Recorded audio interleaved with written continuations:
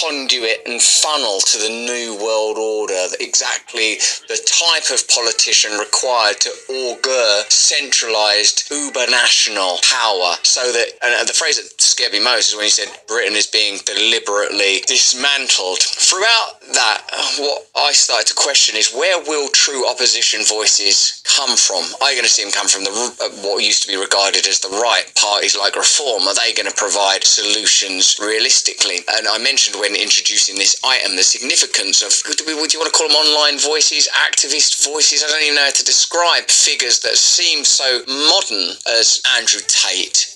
Tommy Robinson, I can kind of get a handle on Tommy Robinson. He's the kind of working class activist the left used to always claim they wanted. And when you do get a working class activist, you might not like what that working class activist's perspectives are, and what, if you come from Luton, what your take is going to be on sort of social dynamics and Islam and multiculturalism and the areas where Tommy Robinson is often attacked. And whatever he's in jail for, and I know that it's sort of sub-judiciary and potentially jeopardising the trial of people like that are up on trial for grooming gangs, and indeed his position in his documentary that Elon Musk has reposted, it seems like I don't mean to say this because it sounds sort of somewhat irresponsible. When you step away from the sort of some of the details around Andrew Tate and Tommy Robinson, which I acknowledge can be kind of troubling just in terms of rhetoric and stance and even style, what is it when you talk about someone like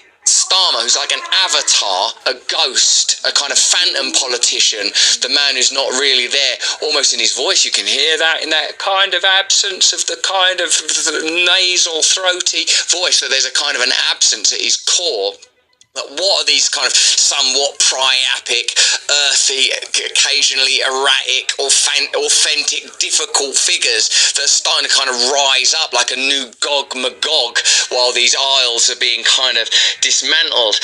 I wonder if you can comment on that modern cultural phenomenon and what deeper roots it might have. But also, I wondered if you could cover me, because I must have missed this while I was out of country. Like, that Starmer was like the equivalent of an AG. He was the head attorney general. He was the head of the CPS for a long time before he entered into politics. While he was head of the CPS, I'm guessing, because I don't know about, the Savile case, the famous abuse and paedophilia case within the BBC, somehow reached the CPS? Is that what? Because that's not a story that I know or I'm understanding. I knew that posthumously people found out that Jimmy Savile had been abusing and exploiting children, mentally ill people, even dead bodies, just like the worst story about someone that was a public figure, a revolting monster. And I even saw kind of attempts when I was